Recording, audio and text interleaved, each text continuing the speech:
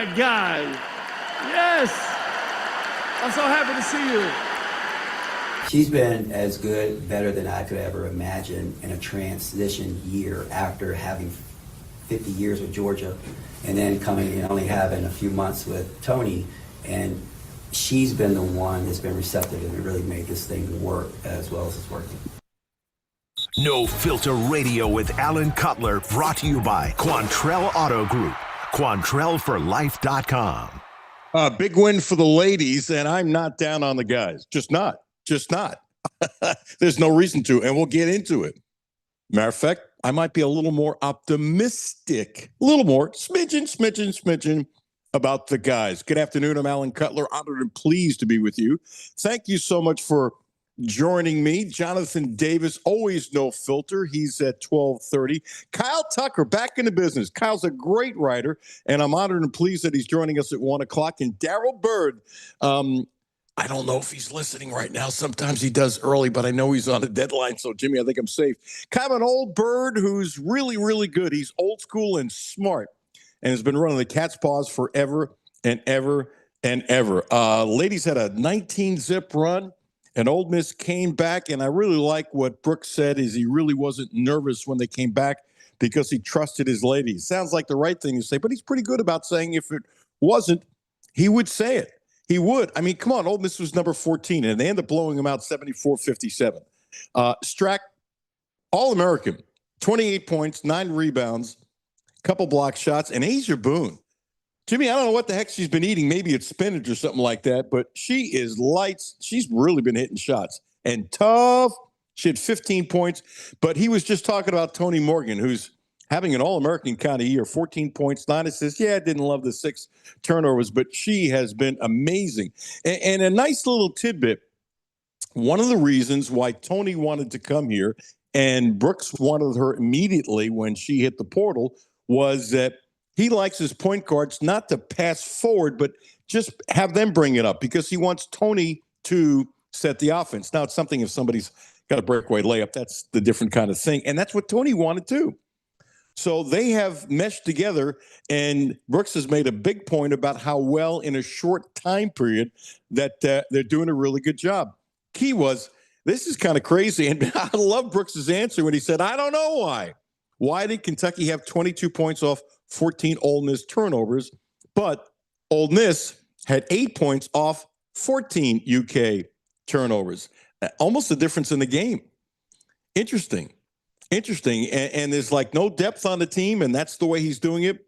A couple of the things that Brooks said after the game, which I think you might find interesting. Everybody's got their own way of doing stuff. He has a rule, Jimmy. You ready for this? Can you imagine Patino saying this? No diving on the floor during practice. None. He said he'll get mad if you dive. And if you're about to dive or you should dive, you say dive, and that's it. He doesn't want the collisions. And I actually think it's smart. You know, I have seen, so have you, Jimmy, the stuff who was the Iowa State coach a long time ago, and then at Colorado State, and then he got into a drinking problem with underage kids. Help me, Jimmy. I can't think of his name. But anyway, he made it on toughness, and that was one of the drills that they would literally roll the ball out. 2 guys come from the same distance, and they dive on the floor. Let's make you tough. And I always wondered, yes, I believe it makes you tougher. I do. But how many times are you getting hurt or really sore like crazy? So I like the fact there's a no diving rule. I don't like it a little. I like it a lot, actually. I think it's smart. I think it's common sense. And Brooks is a common sense kind of guy. He is. One of the things he said after the game, I'm going blank on the name, but an assistant coach for Ole Miss is one of his dearest friends. And he said it's like one of his best friends because when he was coming up in the business, like at James Madison, and think about this, it makes sense. And I've kind of mentioned it before. There wasn't a lot of opportunities, he said, for African-American males coaching women's college basketball. And so there's a bond with a lot of African-American coaches because there's not a lot of them. It makes sense. And I assume that happened because, Jimmy, I bet you'll find this interesting. In the early 1980s, when I got here, there were very, very, very, very few head coaches in college for the men who were African-American. And that was during a time period, all of a sudden, a lot of assistant coaches were popping up, and they were deemed as recruiters only, which was just BS. Like, okay, go hustle the players, but we're not going to trust you to coach on the floor. If that sounds too harsh, I don't give a damn, because that's what was going on. And that was the stereotype. And it was dumber than a box of rocks. It was. It was absolutely dumber than a box of rocks. So here's what happens. And Dwayne Quasey told me this. The top assistant black coaches all helped each other out, whether it was opening or jobs or whatever. And if you were a young black coming up, they would help you. It's not that white guys wouldn't help you either, but there's a different bond. And that's not necessarily a racial thing, because, look, I got to tell you, there's no doubt Rick Pitino was sitting there, he'd agree. There was some sort of bond, and I get it, and I respect it. There were a lot of Italian head coaches in major colleges. You don't think they were friends? You don't think they shared stuff? So people in their own groups share stuff. Not only is nothing wrong with that, but it helped them. So I thought, and Kenny Brooks has said this before about very few opportunities for African-American men coaching women's college basketball. But there was a reason why I brought up yesterday, and I thought it was terrific.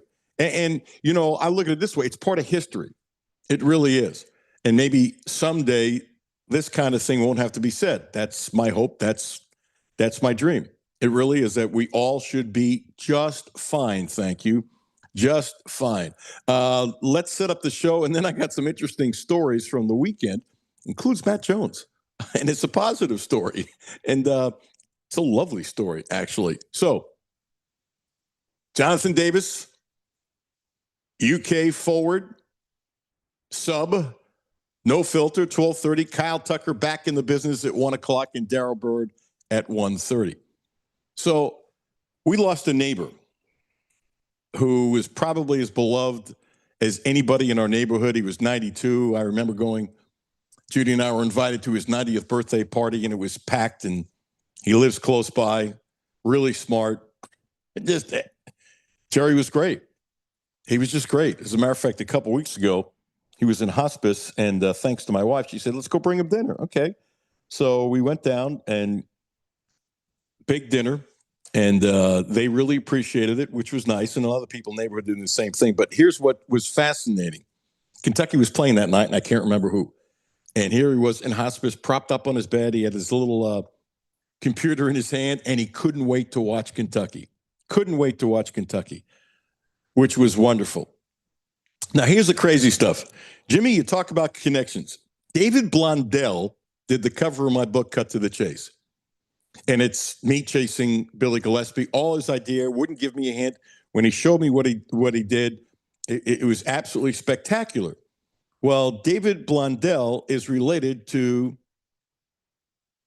Jerry, who we just lost. Who else is also related is Matt Jones's mother.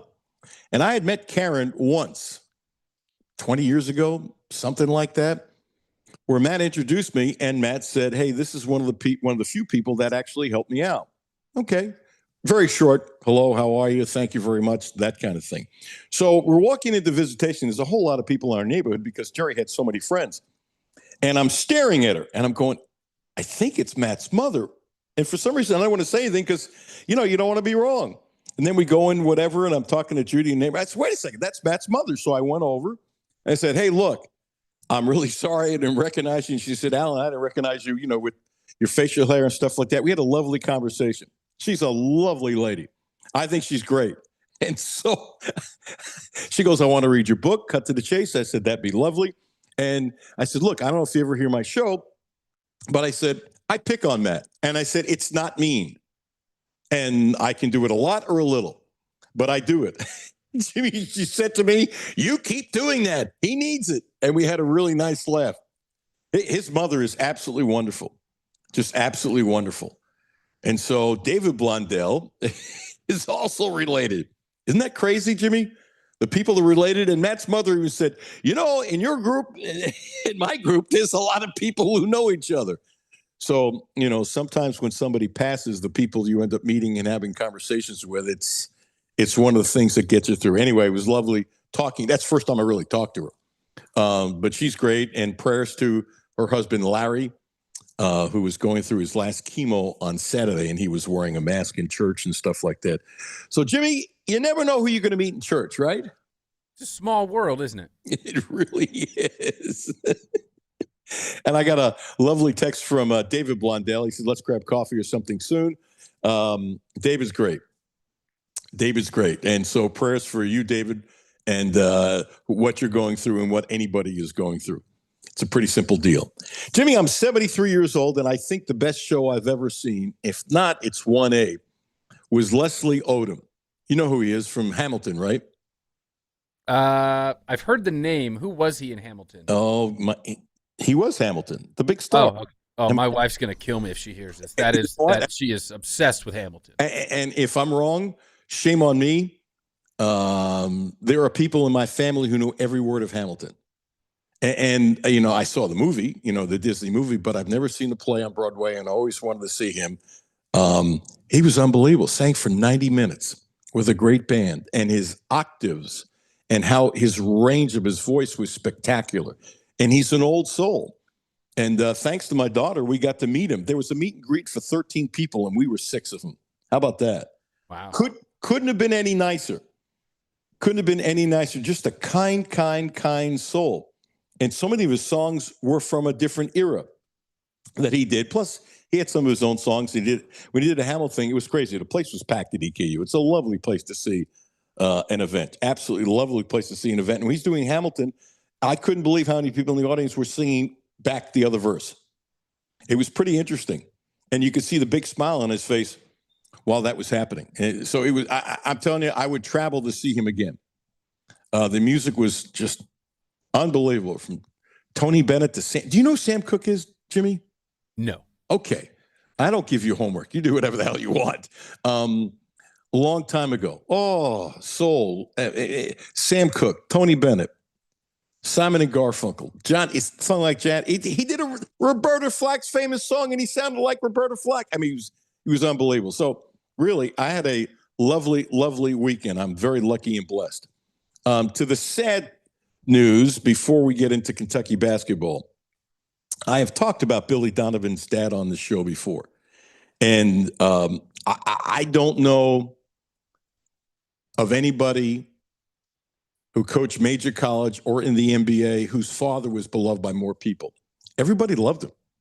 I mean, everybody loved him. By the way, when he graduated BC, he was the 3rd leading scorer, pretty good, and played in what was called the Eastern League and averaged a lot. Was drafted by the Celtics, didn't make it with the Celtics. And then, you know, this part I didn't know is all the conversations I had with him. After he graduated BC, he became a doorman. And he used the money for that to go to Harvard Business School to get his master's and became president of the company. And he always had the coolest socks. Everybody loved this guy. So he passed. Thoughts and prayers with Billy. Patino put up something nice, as he should, because, you know, Billy's dad was around all the time. All the time. Always smiling. Always smiling. And what was nice is he trusted me with a lot of stuff that it really doesn't matter anymore, but I wouldn't use anyway on the show. I can't say this, and I've said this before. He told me a long time before Billy went to the NBA that he wanted to be an NBA coach. And I sat on it. And then I told him I used it after he became the coach, and he smiled at me and said, yeah, okay, then it's okay to use. And I said, look, I had to tell you, and you trusted me, but I figured since he was the coach, he said, did you ever say anything before? I said, absolutely not. He says, that's how you used it properly. And so Billy always wanted to be an NBA coach, and he is. And he is. And it's interesting how long he survived in Chicago because they haven't had a good team. But he's very calm. He's very analytical. He's not a yeller and screamer. Guys really like playing for him, and he and the general manager getting along very well. Not too often do you see a guy who has the record that he has in Chicago, because it's not his fault. You can only do so much sometimes with the talent that you have. Get the contract extension he got, I think it was 2 years ago. So anyway, my thoughts with Billy Donovan Sr. By the way, I don't know anybody else who's ever had this happen to him. There's probably somebody somewhere. So after Billy left Florida, and what Billy did, he had his parents and his in-laws, he bought homes from them on the same block. I mean, he had a perfect life put together in Florida for him. He really did. So after Billy left, Jimmy Foley was still the athletics director at the time. And you know what he would do? And when he showed up the first time, I remember going up to him, "What are you doing here?" And he started laughing. Jeremy Foley would have him still fly on the team plane to come to Kentucky when Kentucky and Florida played here at Rupp Arena because he knew how many friends that Billy's dad had. Jimmy, I don't know another person who would get that kind of grace. And he did it for years. It eventually stopped, and I don't remember when, but I got to see him many times. And what we do before games, I was doing live shots and stuff like that. We sit down and talk for about 10 minutes. And then I would kind of get up and go away, Jimmy, because there were other people that wanted to talk to him. He had that many, and always smiling, always smiling, always smiling. Okay, let's go to Kentucky. The men. And I mean this sincerely. I'm not saying they should have won had they made layups. And a lot of the misses and layups, honestly, you got to give a lot of that credit to Florida. You do. But there were too many misses, and Kentucky's doing this a lot. And I put a sarcastic tweet up on Twitter saying, nobody in the planet misses more free throws. Now, this is easy for me to say, but if OA had a typical game, they win the game. Am I blaming the whole loss on OA? I am not. But look at the numbers. Really, look at the numbers. OA knows that, and I'm not ripping the kid. The kid, since he's turned it on, has played spectacular, and you can't expect him to get 20-plus every game, but it is what it is. He had a bad game. And I think a lot of that had to do with Florida, who's paying attention to him, and a lot of it had to he missed layups. He missed. It's unbelievable how many layups they missed. It's incredible, actually. And I got to tell you, they ain't getting to the Final Four if you can't make a layup.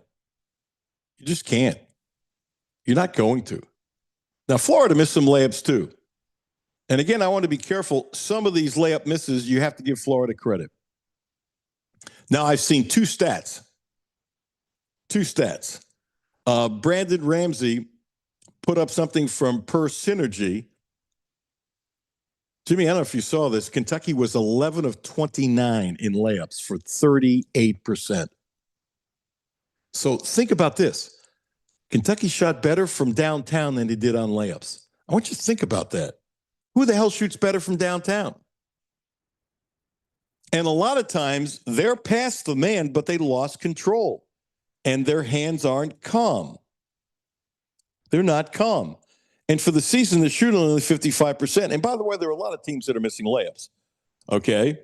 But, you know, I'm the same way with free throws. If another team doesn't shoot free throws, but Kentucky takes some free throws and loses the game because of free throws, guess what? I'll chomp on Kentucky because they had the opportunity to make more free throws, and they didn't. That's why they lost. Now, think about that. Think about that. I just can't believe all the layups they missed. I just can't. Shocking. Now, I'm not saying they should have made 90% or 80%, but if they hit 2/3, is it a different game? Think about it. I mean, I think it's horrendous how bad they are shooting layups, and I keep on mentioning it over and over and over and over. I mean, it's nuts how bad they are shooting layups. It's terrible. It's really terrible. And I don't have the solution. You can practice it. You can take those pads and hit you when you're going, whatever. And maybe this is a bad layup shooting team. Remember how bad DJ Wagner was? He was awful. It was absolutely. And so many times, if you recall, he beat his guy and nobody was going to block the shot, but he was out of control. And I don't get it. I really don't get it. I don't understand why Kentucky's that bad. Now, be that as it may, am I down on Kentucky? Hell no. No. Not for a second, actually. They did a lot of things I really liked. Okay? And how about Chandler? Oh, my gosh. Is he ridiculous or what? You know, he's become one of the clutch shooters in college basketball. He's now up to 42% from downtown. 42%. That's crazy. And you can tell his confidence is absolutely through the roof. It's through the roof. It's amazing how good he is. Let's go to clip number 2. Marino. Give me a thumbs up when you have it, Jimmy. It's in the UK Post. No thumbs up. From Malachi Moreno or Pope talking about Malachi Moreno? It's Pope talking about. Okay. Gotcha. I should have expounded on that. This is Pope talking about Marino. Malachi had a terrific game and limited minutes. We felt better when he was on the floor. I thought he gave us a physicality and a length that was a real factor for us. So it was tough to manage with him not on the floor, but he managed his fifth foul really well and was able to play a significant amount of the second half. I'm going to go past Pope. He's the hyperbole guy. I'm not usually, right? I thought it was amazing how well he played with the 4 fouls. He played defense. He blocked one of his shots after he got 4 fouls. He didn't back down. I was stupefied how well he played defensively with 4 fouls. And by the way, I don't remember if it was the third or fourth, but it's really a cheap foul where he just right away said, I shouldn't have done it. One of those things. He missed an easy shot. And then how many times have you seen a guy in frustration foul the person after you missed an easy shot? It seems to happen a million times. But when you consider that Florida owned the backboards in the second half, he was really, really, really good. Look, I'm not saying they would have won if he could have played 10 more minutes, but they might have. He had 11 points, 11 rebounds, played with the 4 fouls. I love this game. Just loved this game. And he didn't get any help from Garrison. Garrison fouled out. He played 17 minutes. He did block a couple shots. But there was one time, Jimmy, he's like 3 feet from the bucket and he passes it out. That's when you turn and try to dunk the ball. I'm just not a fan of his game. I know a couple games ago he played great. He played really well, not great, and that's wonderful. I just don't understand his game. I don't understand it at all. I really don't. And look at it. Okay, so Kentucky shot 18 to 25 from the free throw line. It's 72%. Okay, you make a couple layups, duh, and hit a couple more free throws, duh, and you might win the game. You might. But Florida's big time good. They are just big time good. And what happened was Lee, after people saying he wasn't playing well, and I said this the other day, I said he's been playing much better. And he is playing much better. And I loved it when they got him. For them, I really did. Didn't care he's an Ivy League kind of guy coming to Florida. He had 22 points, and he just destroyed Kentucky. Absolutely destroyed Kentucky. And Clavazar also destroyed Kentucky. Those two guys combined were 9 of 18 from downtown. And think about it. The rest of the team, totally, it was 10 of 28. So they sucked. The rest of the team couldn't do anything from downtown. But Florida has a lot of talent. And Florida is one of those teams that you could easily say could win the national championship. But I'm not down on this team at all. I had somebody come at me and says, Cutler, if they lose on Saturday, people start saying fire Pope and that kind of stuff. And I went, no. Now, do I think some people might have said fire Pope? Not me. I've never been in that camp. Matter of fact, I've taken some criticism for never being in that camp, and that's fine. I'm going to do what I want to do. You can disagree with me. I don't care. And I can disagree with you. I don't care. But when you look at Pope and what he's done, had they lost by 15 or 20, I wasn't going to say that because they're going to slip. And who the hell thought they were going to win every game for the rest of the season? Nobody. Do I think Florida win every game the rest of the season? Probably not. Probably they could. They lost to Auburn. And so now you look at Kentucky's schedule and okay, don't complain about the schedule. It's what's in front of you. But sometimes there are stretches in the schedule that are easier than others. But I have this thing, if you've been listening, when somebody says, the schedule in the SEC is tough. It really is a football thing for me. I go, shut up. You're in the SEC. Shut up. You got a tough schedule. You don't like it? Go to the ACC. Seriously, I've always thought about whining. We have a really tough schedule this year. Who's in front of you? But in stretches, and I don't think I'm being a hypocrite, you can say, 3 or 4 games, this is the easier part of what you might call a tough schedule. They're going to always play a tough schedule. What the hell? I mean, what do you expect? Seriously. Georgia's falling apart. At Auburn is winnable. South Carolina's coach has got to be in trouble. Vandy here. And Texas A&M is not as good as they were before. That could switch. That's on the road. And then Florida. I mean, to think that Kentucky's going to be above 500 for the rest of the season, I think is a no-brainer. I really do. I think it's a no-brainer. I mean, I don't see why not. Let's run through one or two quick things, and we'll take a break, and Jonathan Davis will be joining us. Give Corey Price some credit with the ladies. He's the best coming up with these stats, so you got to give him love and credit. I mean, I didn't know this, nor am I going to come up with it. But with the women beating Ole Miss, it's the first time since 82-83. Those were in the heydays of Valerie Still and Patty Jo Hedges and Lee Wise and the cast of thousands. They were so much fun to watch back then. So much fun. It's the first time since then that Kentucky has defeated 3 SEC regular season opponents ranked in the top 15 of the AP top 25. That's really impressive. So when Brooks says, and I get it, they finally won their 20th game the other day. They went through a bad slump. Okay. Am I down on the team because of the bad slump? Nope. You haven't heard me be down on them. Did I think they would go through the slump that they went through? Nope. But they can be as special as they want. It's all right in front of them. Brooks has said it. I can see it. And let's see how they play. But, Streck, 28-9-2. Wow. Last little tidbit. Kenny McPeak did it again.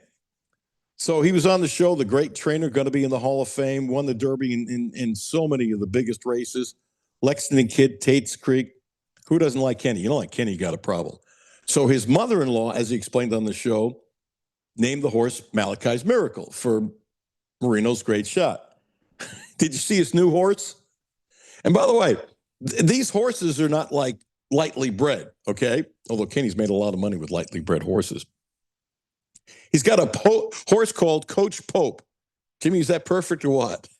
It's great, straight to the point. Yeah, and Kenny's a marketer. So I'm going to text him later today. I said, dude, why don't you name 9 or 10 of your horses with the owner's permission after Kentucky basketball players? And then it hit me. Jimmy, I've been here since the on and off, 3.5 years off, since the early 1980s. I never thought of it. There should be a Joby Hall horse, shouldn't there? Shouldn't it be a John Wall horse? I'm surprised there's not, honestly, especially with more of the recent guys. Yeah. As a matter of fact, when Calipari was hot, why not a John Calipari horse? Not in the last 5 years.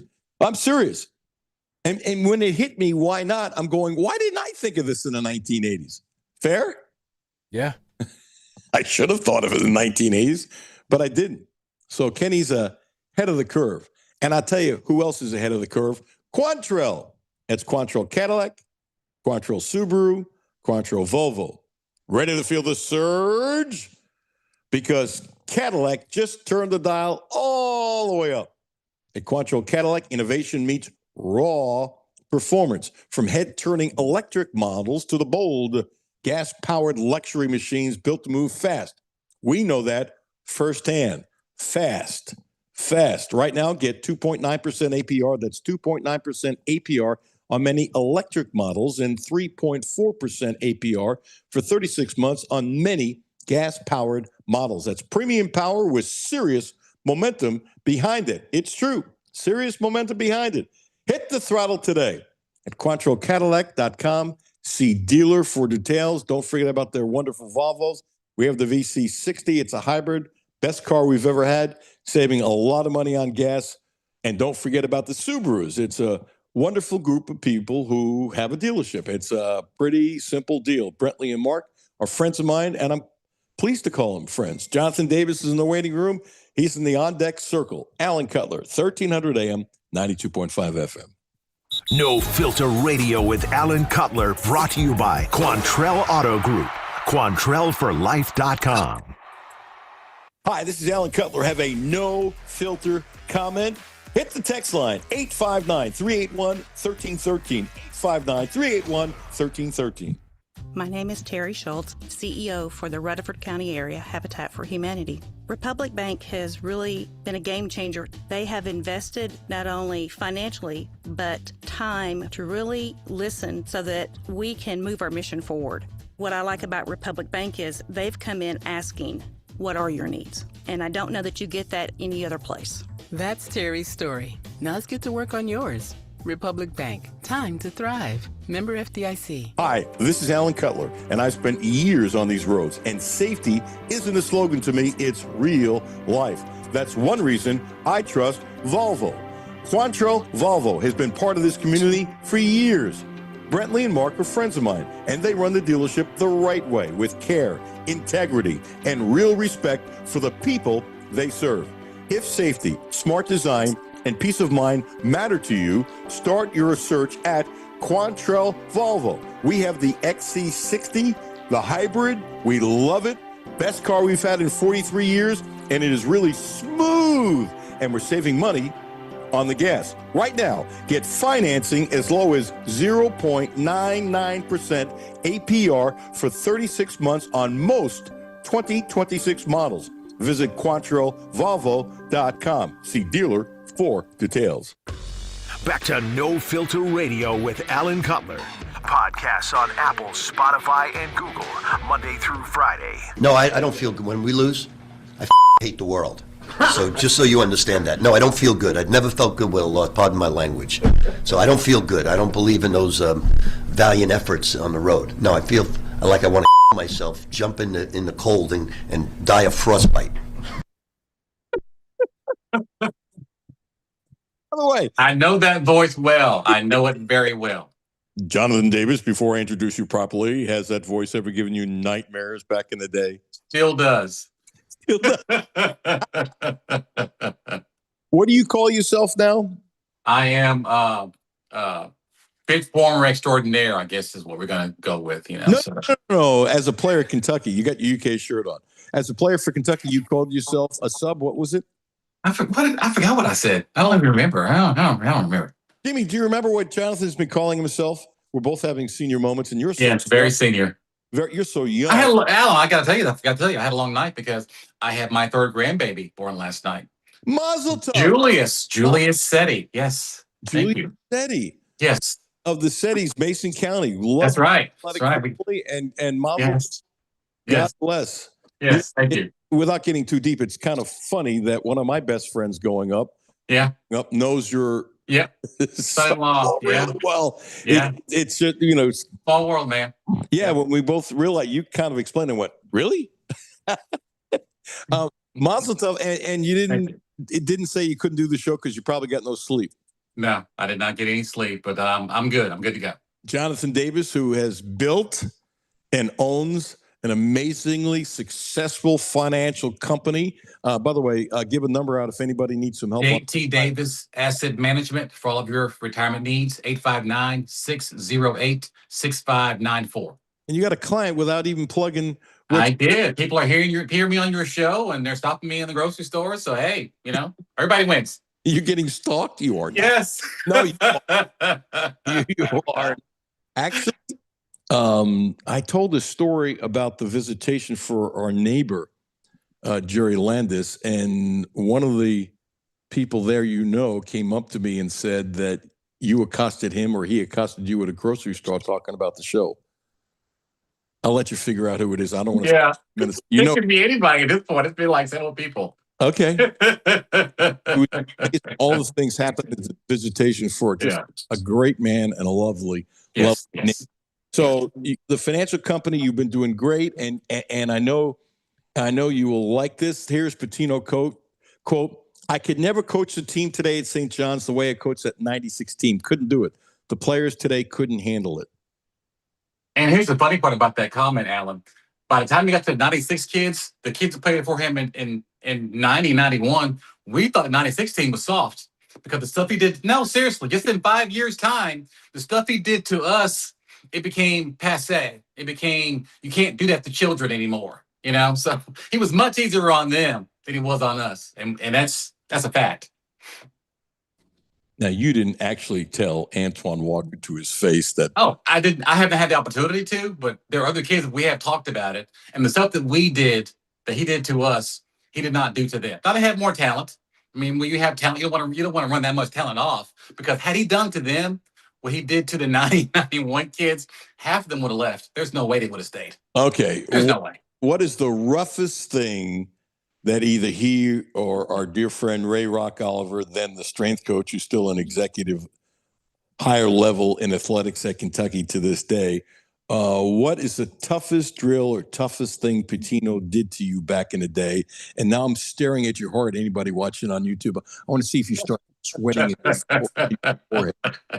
I'll tell you one drill we did that still gives me nightmares, and that is that at 5:30 in the morning, this is during preseason conditioning. At 5:30 in the morning, we went to the gym. Went to the track outside, and we had to run, and we had to make a run of, it was 2 miles in less than 12 minutes. This is the best part about this, though. If you missed your time, you had to run it again and again and again until you made your time. So we were, I don't know, 2-3 weeks into conditioning. We hadn't gone into the gym yet. This is the first season that Rick was here. We were 2 weeks into conditioning, and we hadn't gone into the gym yet because everybody hadn't made their time. The only person that made their time the first time was Derek Miller. He made it on the very first time. Derek Miller could have been, no joke, an Olympic 800-meter miler. I mean, he was a fantastic. I mean, you remember how he was built? I mean, he's built like one of those, African dudes that runs, the mile like it's like he's taking a walk in the park. But yeah, he ran his time under 10 minutes. It was 9 something, and he was jogging. He didn't break a sweat. Whoa! Stop! He ran 2 miles under 10. 9 something. Yes. I'm not making this up. Ask Rock Oliver. He ran it at 9 something and wasn't even sweating. He could have been in the Olympics, seriously. He was that good of a distance runner. But the rest of us were not. We were sprinters. So 5:30 in the morning, if you do it once, even if you miss your time at 5:30 in the morning, you had another opportunity to make your time in the afternoon.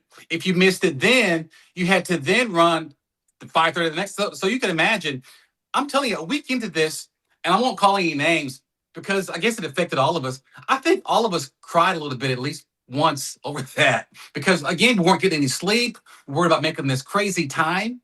And it took us 2 weeks before we all finished it. Wow. Yeah. It was more psychological torture than it was the actual running. It was the psychological knowing that, okay, if I don't make my time this time, I got to run it again in the afternoon. If I don't make it in the afternoon, I got to get up at the crack of dawn and run it again. And that went on for 2 weeks. That wasn't the only thing crazy we did, but that was the one that jumps out at me, because ask anybody who played on that team if they didn't cry a little bit about that. That hurt. Hurt. I'm going to guess Richie was the last to do it. He was the very last one to do it. Yeah.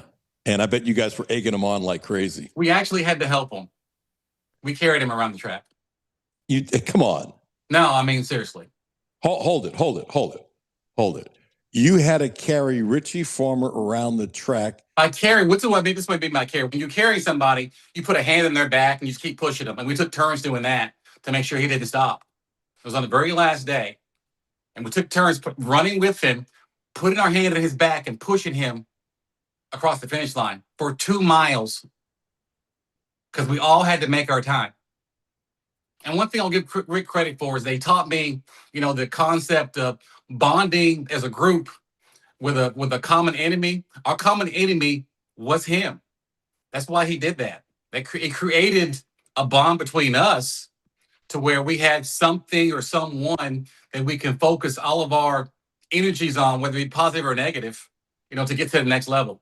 And what I understand from talking to guys who played with or played for Rupp, he was very similar in that. And he was very hard on his players, and they bonded together against him. Again, I'm not going to call any names. I'm not speaking out of turn or anything, but I've had conversations with guys that played for him, and he was tough. He was a tough old dude. He was not a nice player-friendly coach. He was hard on them, really hard. Richie had told me that we were just BSing a long time ago one day, and I said, "You guys go out and party?" And he looked at me he had that scowl he had, Like, are you out of your blank mind? He said, Cutler, I can't do this accent. I shouldn't try. So maybe you can do it. Pardon me, anybody in Eastern Kentucky. I was about to start, and I don't want to be insulting. So visualize Eastern Kentucky accent. And when you know this better than me, when Richie would get more country when he was mad. Yes, hard to understand almost. Yes, which is normal, by the way, for anyone. He said, I was in bed by 8 every night because I was so tired. He said the common bond was, he said, we all hated Patino. And he loves Patino now. Yes. Now, yeah. I mean, I when I go to New York, I call Rick up and he hands me tickets. I get to sit in the garden watching things play. But when he was here, he was not our friend. And that was intentional. Well, there are a bunch of guys who played for Joe B who, same thing. Very hard on him. Very hard. But they love him. They loved him at the end. I remember I spent time with some of the guys and I saw them with him now in a very fatherly or grandfatherly type of situation. But I've heard stories, the stuff he did, to them. And it was like very, very Patino-esque. And he was very hard on them too. Well, very hard. Patino and the older coaches that are still around were the offshoots of that generation, and that's what they learned. I mean, you talk about Izzo, who learned from what he calls his father, Judd Heathcote. Yeah, hard dudes, hard dudes. Yeah, how many people go from Montana State to Michigan State, right, and have the career he had? And I know people who knew Judd when he was in the Big Sky, because I was in the Big Sky for a while. Yeah, covering it, loved him, and they were surprised. Not that he wasn't good enough to get that job, but even back then, you don't go from Montana State to Michigan State. It was probably easier then than it is now. But the point being, because he was Judd and he was changing. Yet there was a little bit of a soft side, but the other times he was trying to, drive you nuts. And what's fascinating is I don't see, and I can't think of 5 coaches in their 30s who have the toughness of an Izzo or a Sampson or a Patino. I mean, there's not a long list, but it's usually the older coaches. And I don't see anyone who's that tough. Maybe it's just totally disappearing. I want to recharacterize what you're saying. I know what you're trying to say, but I want words mean something. Let's parse this down. It's not that younger coaches aren't tough. It's just that the things that coaches did to kids back then, you can't do that now. Even Patino, he can't do to kids today what he could do to kids in the 90s or in the 80s. You just can't do it for a myriad of reasons. For one, there are laws against it. And number 2, kid can just transfer and just leave. Okay, you can't do that to kids anymore. Okay, hold on. The transfer and leave, I'm with you. Wait a second. You mean to tell me today, if a coach did, you got to run the mile? Man, there's more stuff for the mile. That's just what I told you about on the radio. There was a lot more stuff than just running the mile. I mean, some of the psychological stuff they did, you can't talk to kids like that and not have, the authorities come and knock on your door and be like, you need to come with us, sir. We need to have a conversation. They'll like in the NFL. And yes. Bring your playbook. Right. Bring your playbook, man. You can't talk to kids like this. You can't do that. Okay. Next time you're on, when you bless us with time, which is always fun, we're going to go more into this because I want to spread this out over a number of appearances. Wow. Some of the stuff he did said you can't put it on the radio. I can tell you off the radio. You probably know a lot of it already, but I've heard stories, but stories, but I'm sure you can't do that now, period. And like I said, it's not a matter of toughness.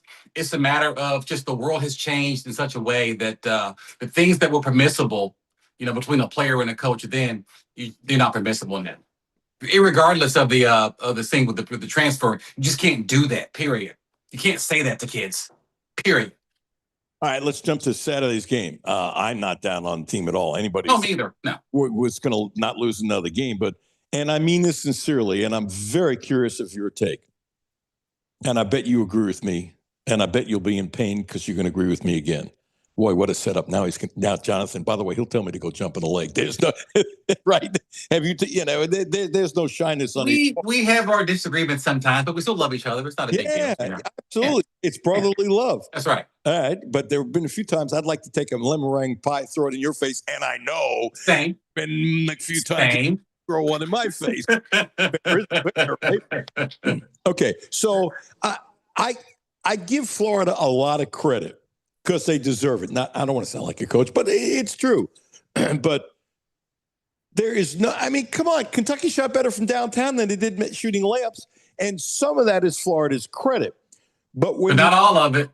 Right. And when you get by your man like Owe, and he missed 3 layups. We got by his man and just missed. It happens. He just missed. Yeah, and I think when he misses, it affects other players. It does. Because he's that powerful. And so I give Brandon Ramsey the credit. And I've seen 2 different numbers. I'm going with his because he's going to get it from a source better than the official stats. I got mine from the official stats, but neither here nor there. Something called percentage. Kentucky was 11 of 29, 38% on layups. And by the way, I'm not saying Kentucky should make 90 or 80 or 70, and they average 55% on the season. Okay. So if they shot 60%, they win the game. And they shot 72% from the free throw line. You've heard me talking about it. If you can't make 75% in that game, you stink. You just stink. I'm not backing down. And I don't care if it's Transy, Kentucky, EK. I don't give a crap. I don't care. It's a free throw. So, again, I'm not saying they should have won, but they could have easily won. You stole all my thunder, Alan. Everything you said, I agree with you 100%. As a matter of fact, I had mentally prepared to say what you said, but now that you said it, I guess the interview's over. Okay, good night. Thank you, everybody, for coming. I mean, 100% everything you said. Sounds like you better go get some extra diapers for you. Everything has gone through. Yeah. Speaking of which, hey, there's one last thing we forgot to bring up about the UK game too. Again, we had Alan, in the second half, we had 2 separate 10-0 runs. We did it not once, twice. And again, it just goes to the fact of, there were so many things that went wrong in the game, and we still could have won. Still could have won.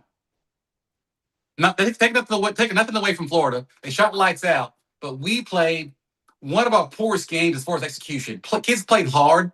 They didn't play well. Coaches coached hard. We missed a few things here and there. I mean, going under screens, giving them, maybe that was in the first half, it was probably the game plan, but in the second half, we're still going under screens and they're lights out from 3. And little things, 4 or 5 plays here or there, we win the ball game, played terrible on the road. Could have got a road victory against a top 15 team and played terrible, which is actually very encouraging as we move forward, and that we can play poorly and still be right there.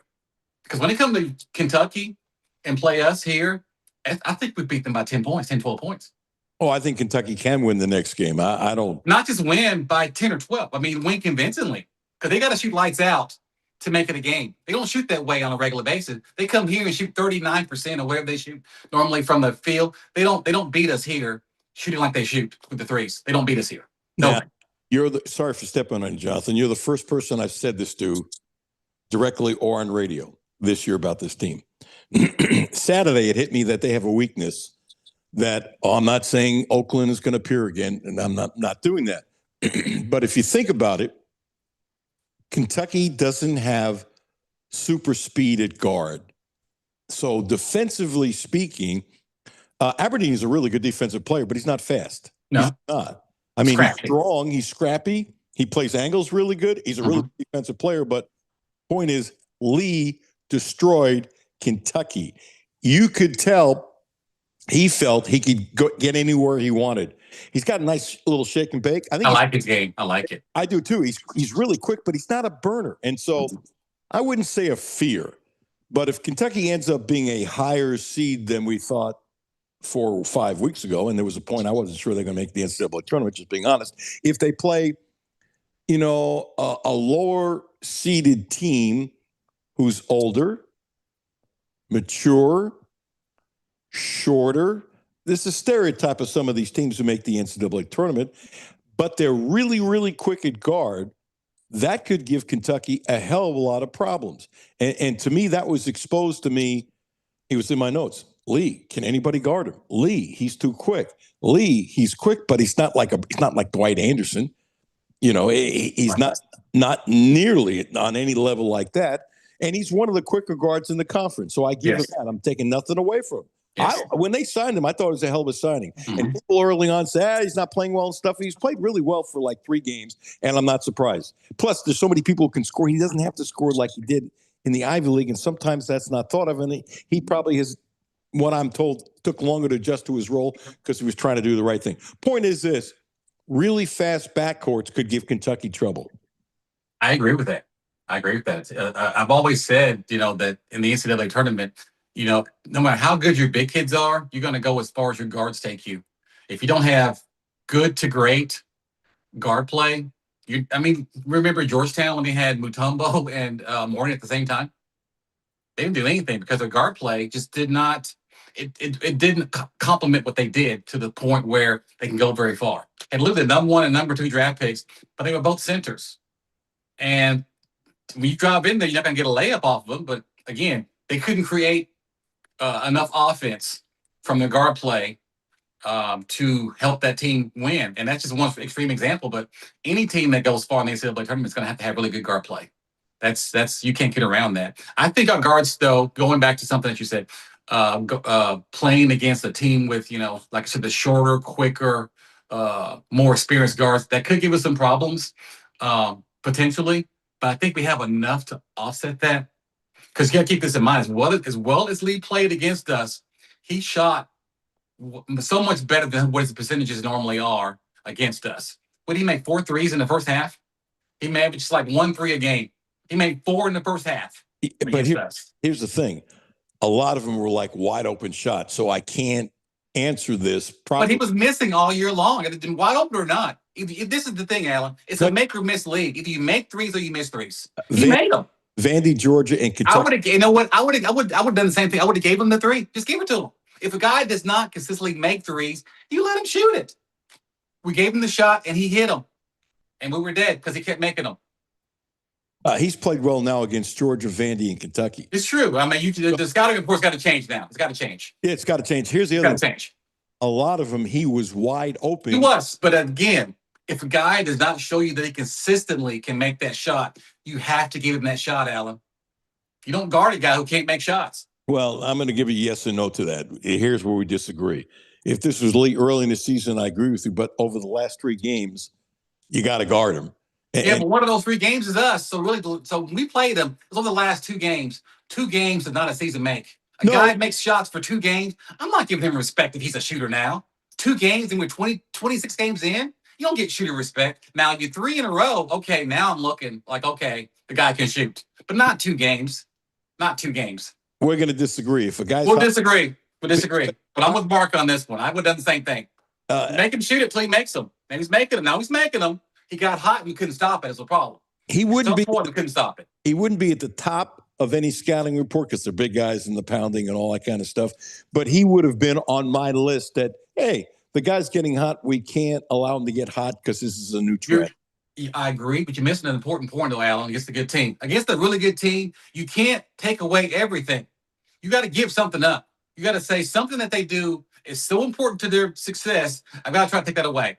So what we tried to do was try to clog the lane up a little bit, try to, mix up with the bigger kids and try to slow that down on the inside. And we're going to give this streaky shooter, room and time to make shots because he's not proven to us he can make shots. Well, on Saturday, he proved to us he can make shots. But we didn't know that until after he made the shots because heretofore, he had not made the shots. You can't give a guy credit for something that he's not done yet. He's done it now. Now we've got to respect it. I agree with that part. You can't take everything away, and you got to post something and see what happens. You got to give something away. So what we did was the guy guarding him sinking back into the lane. So we have 1.5 defenders on the bigger guys. Let him shoot it. Chandler now rounding up is at 43% from downtown. It's not going up. And Kentucky still is not a really good picking team. And I complained about this tremendously last year. And when Pope came on the show, you know how positive he is. And I criticized the picks that they set and success. And he wouldn't admit that. Typical Mark Pope. He said, we have to do a better job. That was his way of admitting it. And I was really pretty sure they would be much better at screening. This is not a good screening team. It's not. And now you got somebody like Chandler who shoots lights out. And you're not, I mean, where's there a double screen? Where's there a screen where they literally get a body on, not just the hands part where guys can go around? What about the ghost screen action that Alabama does against everybody? I mean, we're not doing it. We're not doing it. We got a guy that, like I said, can make shots. He can make shots. Jasper Johnson can make shots. We don't run very many sets. You know what? We did run a set for Jasper. I think it was about 15 or 14 minutes into the second half. There was a set that Jasper Johnson ran along the baseline and got open. The step back three, that looked like a set to me. He started off on the far right. He came along under the basket and came through and caught the ball and got a step back three. That was a set play. But we don't run that very often. And we like I said, for him and for Chandler, we could run sets for them to get threes and let them shoot it. And the goal screen action for the big kid is the foreign kid, the tall kid, the 7-footer that shoots threes. I can't forget his name.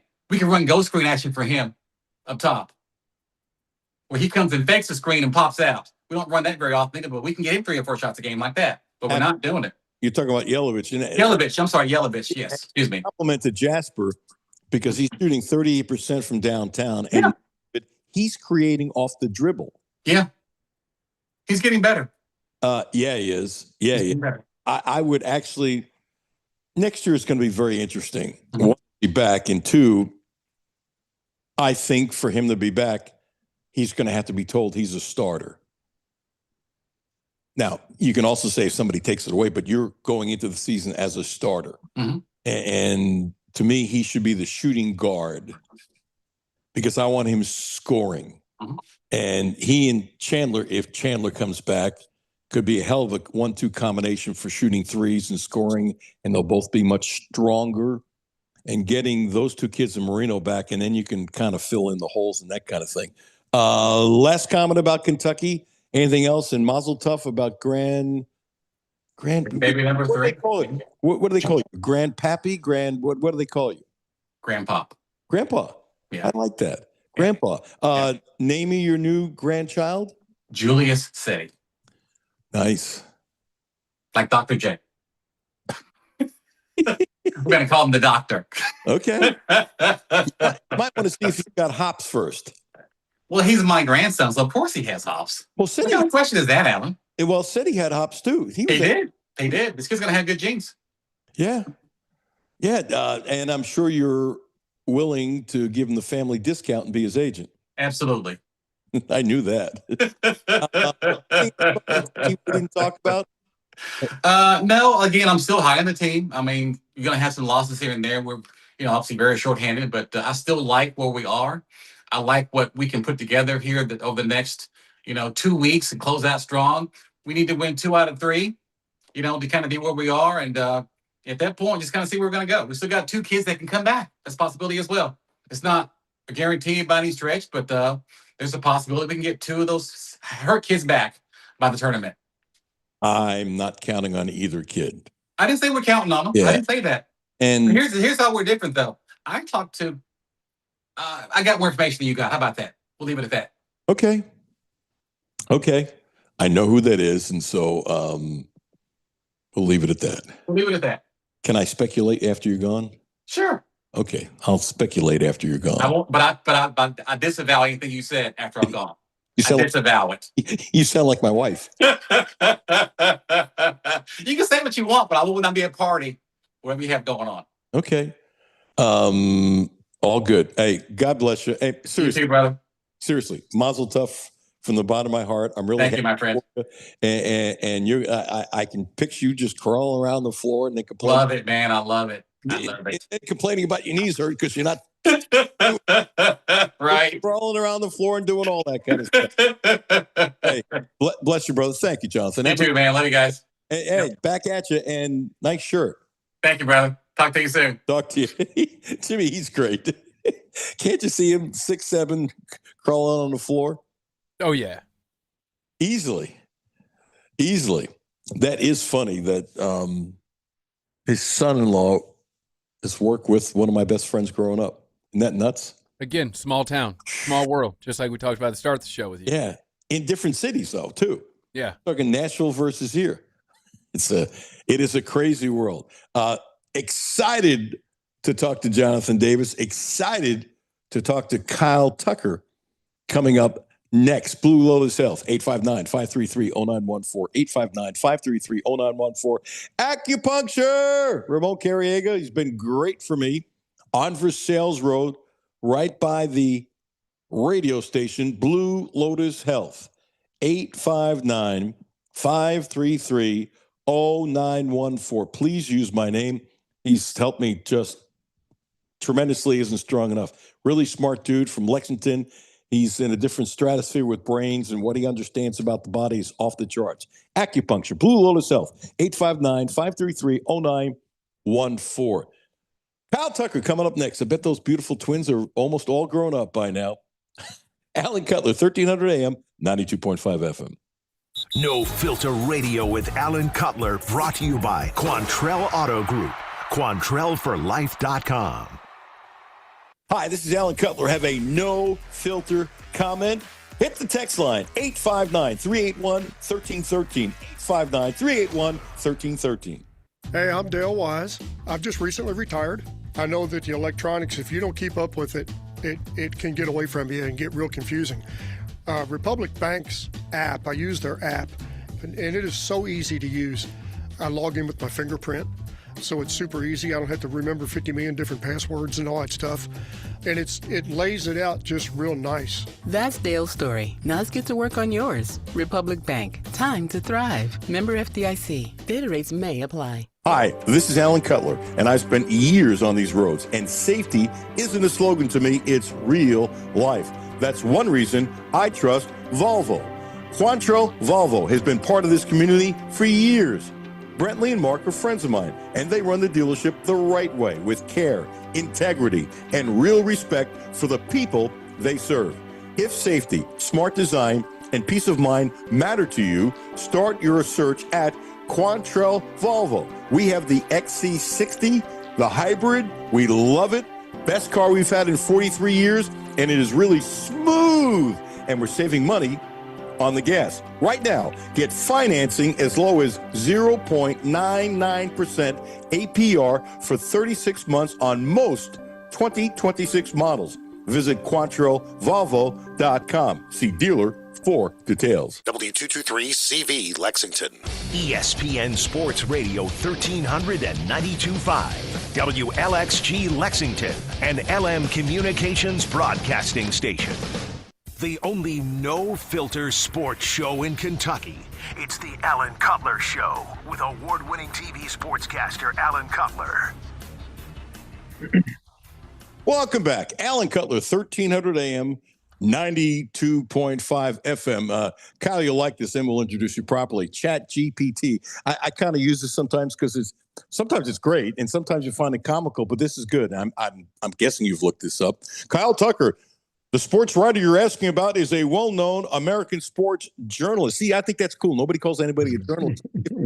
Journalist, to me, that's a hell of a compliment because with all the crap going on in the world, not to be confused with the MLB player of the same name. And you're going, if I could just have 10% of the Kyle Tucker's baseball salary, my kids would have their college education paid for. Anyway, one, thank you for joining us and tell the world about your new job. And dude, I hope you're going to do some writing with this because you're too good of a writer not to write. I'm telling you, I'm going to be mad at you if you're not writing, even though I guess you're moving up in the world. No, I'll be doing lots of writing. Don't Good. worry about that. Good. Yeah, there'll be plenty of writing. It's all that'll all be coming soon. I'm getting settled into the new job, getting re-immersed into college basketball after stepping away from it for a little while. I didn't necessarily see this opportunity coming, but it presented itself, and it was a good one. So I'm just when I thought I was out, they pulled me back in.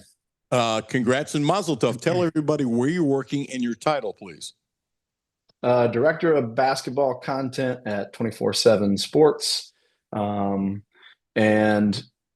basically I'll be leading our national college basketball coverage. There'll be podcast, video, and writing, some content strategy stuff. Just basically leading the way on how we cover college basketball across the country, across the network. So I'm excited about it. If there's one thing as a journalist that you would like to fix that's not about the NIL and money, what would that be? In college basketball? Yeah. Ooh, it's not about the NIL and money. I mean, everything is about the NIL and money. I think, I mean, to me, the primary fix for college basketball is collective bargaining, bringing the play, like acknowledging the players are professionals, bringing them to the table, and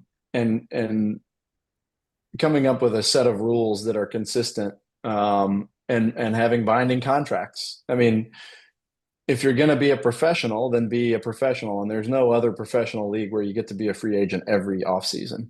That's really the biggest issue. It's just, okay, if we're a school and we're willing to pay you your market value and in the moment. I mean, the way that professional leagues work is you sign a contract based on what you're worth in the moment, and you might overperform it in year one. That doesn't mean you get to renegotiate it in year two. And so, whether it be just even 2 year, I mean, even if we can get to 2 year contracts that are binding contracts, that there's a penalty if you get out of them, we could stop some of this. I mean, I think the players have always deserved to be paid. I have no issue with that. It's really when there's free agency for every player every offseason, it becomes really difficult to build and manage a roster. I think the burnout level is going to be insane on these coaches. And I think the burnout level in the fan bases is going to. We're only a handful of years into this thing. It gets crazier every year, and I think at some point, fan bases and boosters and all the people that are paying these huge deals are going to get fatigued on, how much am I going to commit, not only my dollars, but just my care and interest in the program, when it's just going to be this constant churn. So let them get paid, but if they want to be pros, sign them to multi-year deals. Yeah, and how many times a booster might give 7 figures, now the player sucks, and then you go back to the booster and says, what did I get for my investment? What did I get my thing I want to push it towards, I think it's an epidemic how bad the refereeing is. And there are not any young referees being developed, because who wants to go referee a high school game on a Tuesday night, have people abuse you, get in your car, drive sometimes quite a bit, and for $50 to take the abuse. There's no young officials, and the officiating is, I think it's as bad as it's ever been. That's me. And I don't have a solution. Well, I do have a way of maybe developing young refs out of college and putting a school together and that kind of stuff, and subsidizing with an Nike or something like that. I've talked about it. I don't want to get too long in it now because I'm more interested in you. But I mean, the refereeing is horrendous. The lack of consistency, it's never been great, but it seems much worse. Do you see it that way, Kyle Tucker? I don't know if I see it as any worse than before, but college officiating is frequently maddening. I think there are things you could do. I think probably the long-term solution will be like AI officiating, right? And we'll probably have the robots take that over, which it might that might be one job that people would be okay with the robots stealing, if they got more of the calls right. The thought is horrendous, but could I see it happening in 10 years? Yeah, maybe less. Yeah, and how about a robot throwing out a coach? You cursed at me. Boom. Yeah, that one would be fun. Gone. Your take on Kentucky. Horrendous early on. You feel bad for the kids who got hurt, but they're a much better team. It's almost addition by subtraction, because people finally knew their roles and weren't worried about getting taken out of the game, and they had no chemistry, and they kind of bonded together, and they started listening. A lot of teams, I've seen this a million times, they've improved a hell of a lot. And I don't think they've peaked. I'm not saying national championship or anything like that.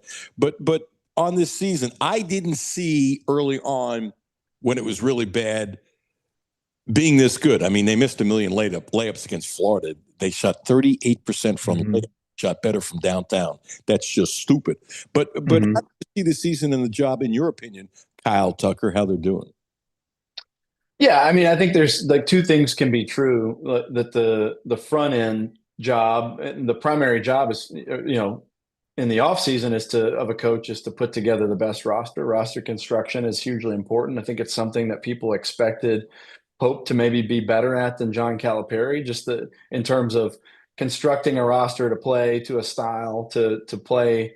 We've talked about modern basketball.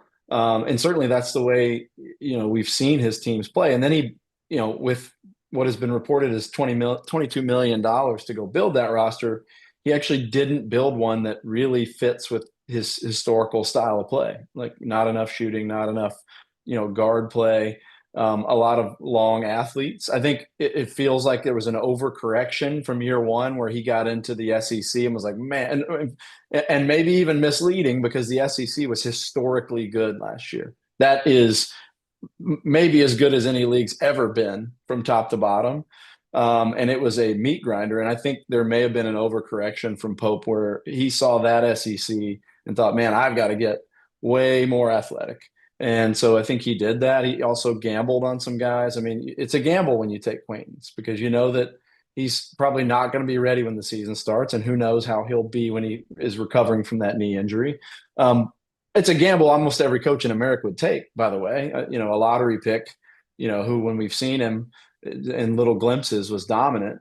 I would even say, look at when it was like the one night that they had a point guard and Jaden Quaintance and they beat St. John's, which is basically not lost since. I think St. John's has won like 16 out of 17 since Kentucky beat them, and is going to win the Big East again, it looks like. So, I think there were some swings and misses in constructing the roster, maybe an overcorrection to what he saw last year, not staying true to how he wants to play and not building a roster that is optimized for that. And so you see a team that doesn't have great shooting. You see a team that can't play offensively the way all of his teams have played. I mean, offense is a real struggle for them at times. But, the other thing that can also be true and is true is that given everything that I just said, and on top of it, now you're without 3 of your top 6 players probably for the rest of the year, to reinvent yourself and go win 8 out of 9, to sweep Tennessee, to win at Arkansas, to beat Texas, to have these crazy comebacks, and to play over the weekend, to play in a game where if you win it, you're in first place in the SEC, despite all those things, also says something about just the raw coaching ability. I do think there's something there that he and that staff were able to reinvent themselves to figure out what they could do with what they had left, to train up Denzel Aberdeen to be a point guard, to have Jasper Johnson be another option at point guard when that was never what they were intended to be and have never really been. I think there's a lot to be said for the way they have sort of steadied themselves. There's also a lot of season left for the picture to get completed. I don't think we still know how to sort of grade this season for Mark Pope. But I think where people were ready to launch him out of there, a month and a half ago, I think now there's at least some call for patience from people because I think he's shown a lot in the response. Anytime a coach makes adjustments to do things that he really doesn't want to do because he's not shooting that 33s and stuff like that, because it's best for the players that he has, I don't care if your name is Pope or Ishkabish, I always have a ton of respect for. Crazy question. You do tons more national stuff, obviously. This is not the first time doing it, but how many coaches use boxing gloves? And that was McLean, the assistant coach, who's going to be a head. Got that Houston background. He's really smart. If he's here next year, I'm going to be surprised. If not 2 years after that, he's going to get a good job probably soon. How many college coaches are using boxing gloves, which I love, by the way? Yeah, I don't know. I think they all, whether it's boxing gloves or running guys through a gauntlet with the pads or, the big foam arms or whatever. I think a lot of coaches do something in practice to sort of, I think even more than like whatever it does to you physically, it's about the mental image it creates in your head. You put on boxing gloves, what is that saying? What is it communicating to your players? Like, we have to fight. Like, you have to go in there and be ready to throw haymakers. Calipari used to put the helmet on guys when they get posterized, the football helmet on guys when they get dunked on in practice. I think a lot of coaches do something to symbolize to their guys, you can't be weak. You got to come and be ready to throw haymakers. And so, I don't know. I couldn't I couldn't tell you how many have used boxing gloves, but I think it's a good way, even if it doesn't do much for your actual like physical development. I think it sends a mental picture that, okay, we're putting on the boxing gloves. That means we're coming to fight today. Before you joined the beat here, Hal Mummy, it wasn't Mummy, it was Mike Leach when he was an assistant. He hired a good friend of mine for free. He's a doctor. He was a local boxing coach, and the offensive line loved it. Using your hands, with that kind of stuff. And the guys had a great time. We did a bunch of stories on, everybody did. And the guys loved it, and they stopped doing it. It's like, why wouldn't you want, when an offensive lineman has to use their hands so much with a punch out and stuff? To me, I thought every offensive line should be doing that. I don't care if you're playing at Eastern Kentucky, whatever, and it's not popular. But I just think this thing is really smart, doing boxing and being more physical. But I have fear's too strong, Kyle Tucker, but that there's going to be a bad fight. And what I saw on Saturday, and I know you saw it too, and I was watching it live, where the foul, I think, it was Duncan Powell, where he went underneath Bryce Hopkins' head, never went for the ball, could have really hurt him. Yes. He hurt him. And Powell's a big, strong man, really strong, and yanked him down, and he only gets a 3-game suspension. He would not have played a second for the rest of the year. That was, and then he's cheering, going off the court like WWE. Look what I did. I'm really cool. I cannot believe they only gave him a 3-game suspension. I don't know what the worst foul I've ever seen.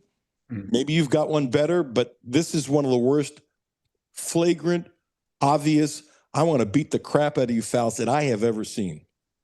Well, it was the foul, and then you throw a punch. Same guy throws a punch, and then he's whipping up the crowd on the way out. Proud of it. I mean, the combination of those things, I don't think any suspension would have been uncalled for. Honestly, whatever length you said, I'd say that's fine. I mean, that's about as dirty as it gets. And Rick Pitino was pretty irate, as he should be, and obviously no place for that. But it's interesting. I wonder. It maybe says something about what Rick Pitino has turned St. John's into. I mean, they're on their way to maybe winning back-to-back Big East championships. He's got the Garden again. Sorry, I've got some Amazon Echo in my house. I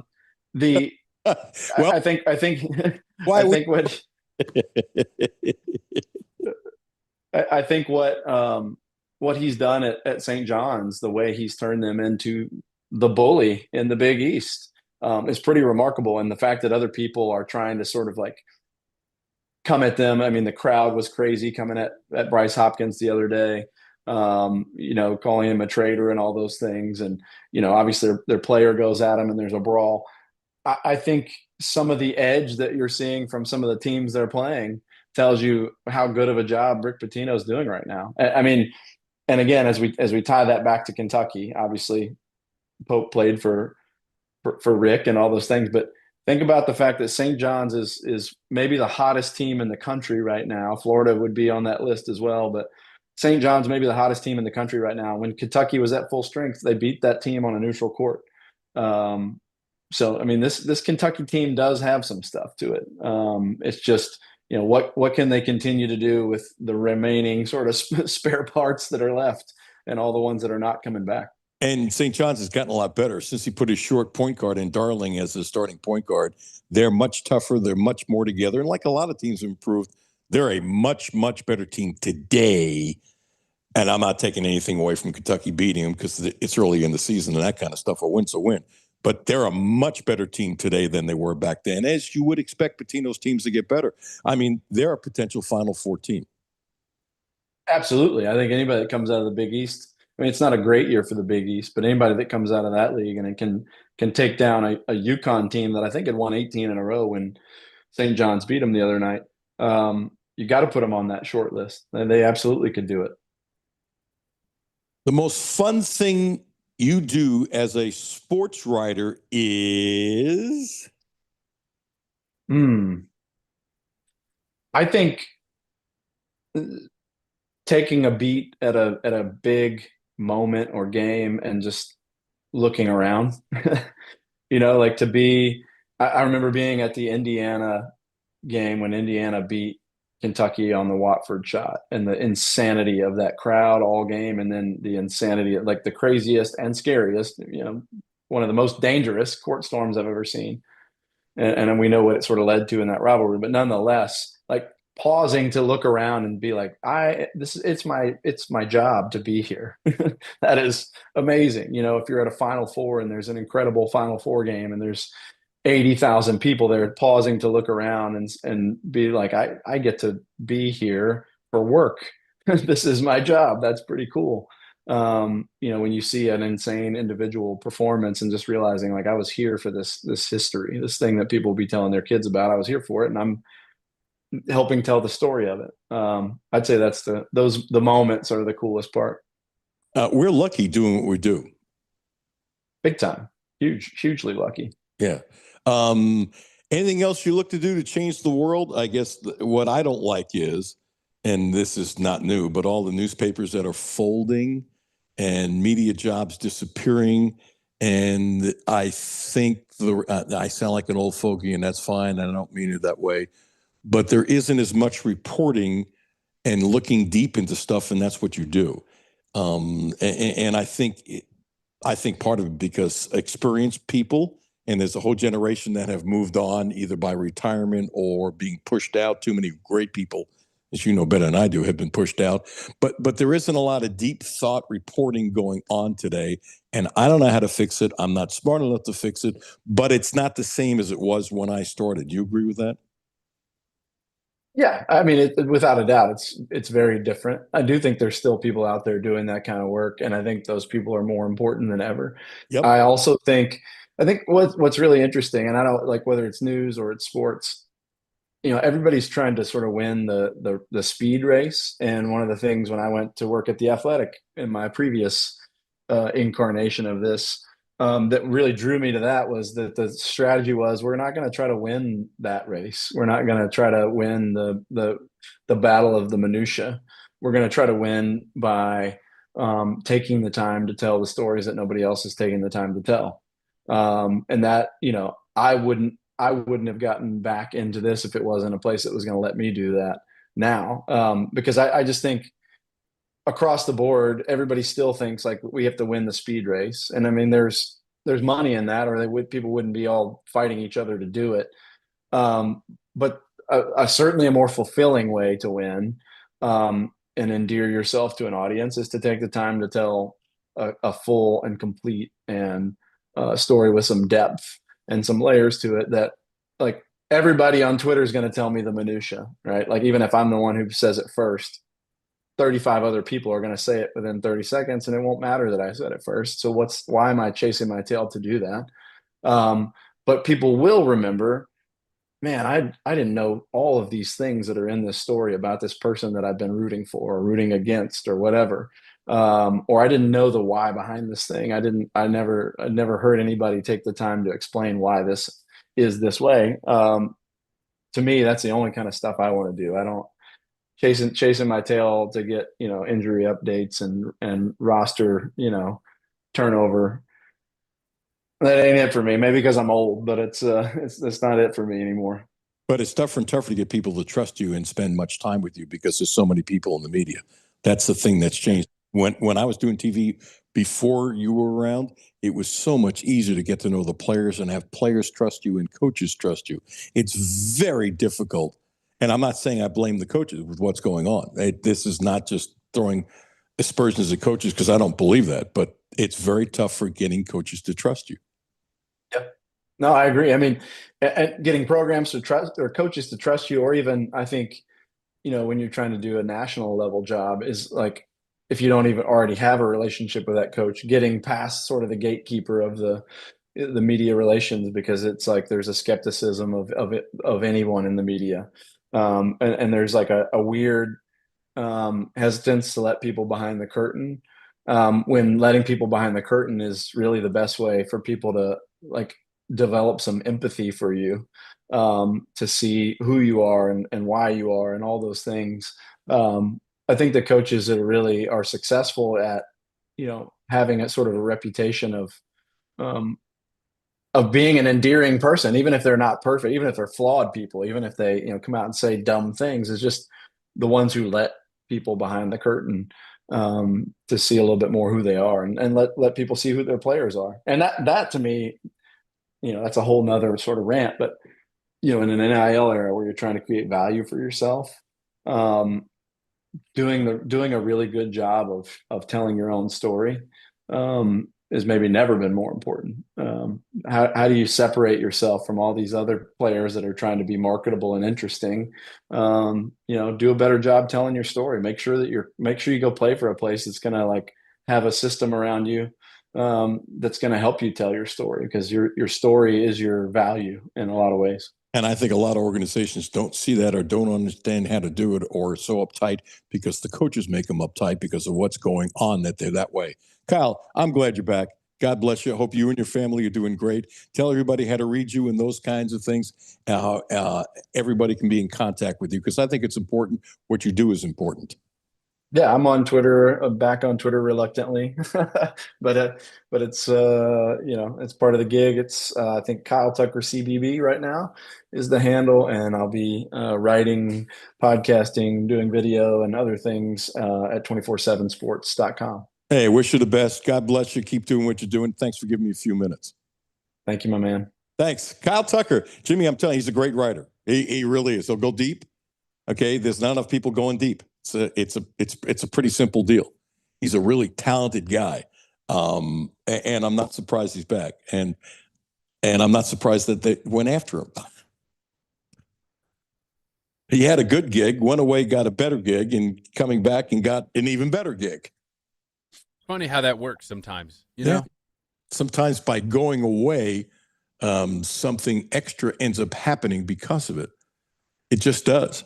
This would be something extra for you if you want to consider your health. Terry Page, Terry Page. Not a very good, a great licensed massage therapist.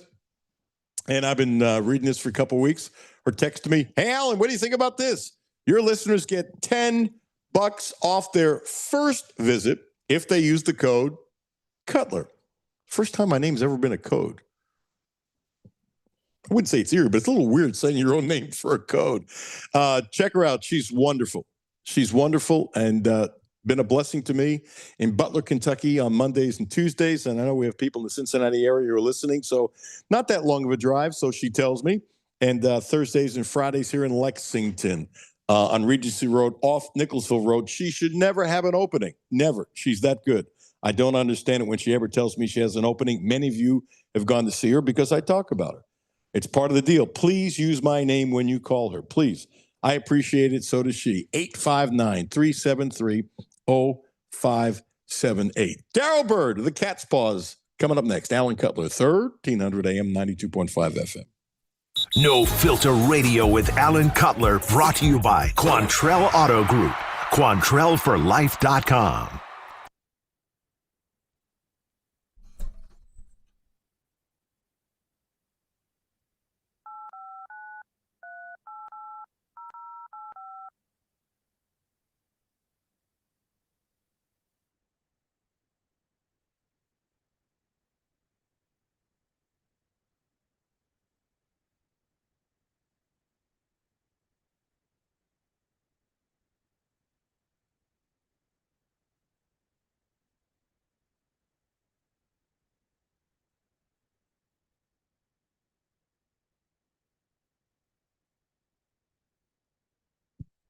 This is Alan Cutler, and I've spent years on these roads, and safety isn't a slogan to me, it's real life. That's one reason I trust Volvo. Quantrell Volvo has been part of this community for years. Brentley and Mark are friends of mine, and they run the dealership the right way with care, integrity, and real respect for the people they serve. If safety, smart design, and peace of mind matter to you, start your search at Quantrell Volvo. We have the XC60, the hybrid. We love it. Best car we've had in 43 years, and it is really smooth. And we're saving money on the gas. Right now, get financing as low as 0.99% APR for 36 months on most 2026 models. Visit QuattroVolvo.com. See dealer for details. Back to No Filter Radio with Alan Cutler. Podcasts on Apple, Spotify, and Google, Monday through Friday. Growing up a Kentucky kid, every single Kentucky kid wants to go to UK. I mean, when I was little, I was trying to be De'Aaron Fox or Malik Monk or one of these guys playing on the mini hoop. My grandfather, he actually passed away in the coal mines. The mine caved in on him, so every time that we get to play in Rupp, or every time we get to put the jersey on, it's kind of like, it's just like kind of like, wow. And then even in the game, like if I'm shooting big time free throws and all the pressure's on me or something like this, I mean, just like a simple like reassurance to myself, just saying like God's got me at the free throw line. I think that's huge. But he took all of my sins, took everybody's sins and died on the cross, and then whenever we welcome him into our life, we get wiped clean, and then one day get to be in heaven with him. So yeah, I mean, Jesus changed my life for sure. That is Trent Noah. He did a podcast called The Walk Foundation. Daryl Bird, kind enough to join us, general manager of the Cat Spas for about 1,000 years now. Hello, Daryl. How are you? How are you, sir? It's 1,001 to be exact. Okay. I thought, come on, Cutler, don't make me that old. I did not know you did that. Trent Noah lost his grandfather in the coal mines. I did not know that. No, I did not either. All these kids have a story, you know. Every year, every team, every year, there are the stories and a lot of stuff they've been through that we probably never really comprehend. You don't slow down to go find it. Well, and it's tough, and I'm not ripping sports information, but you got to be able to sit down with a person to that's true. With them to get it. Again, I'm not ripping sport because it's very difficult when you have 1,000 media people, exaggeration, chomping at you to get to a kid. But it's interesting. Right. He wears his religion on his sleeve, and he's very comfortable in his own skin, and he's a great, great kid. But losing your grandfather, when I heard that, I'm going, we got to play that, and it just really got to me. Mm-hmm. I can't imagine. Can you? No, nothing like that situation. I don't know any of the details of it, but you're right. That's tough, and a lot of that, of course, over in that end of the state, you'll hear that story a lot. So many tragedies from that industry. It's a way of life that they have had to accept that I know nothing about. There was a story I mentioned. Did you put this up? And I had heard the story about Bob Huggins in West Virginia. Was that you? Yeah, I did. Mm-hmm.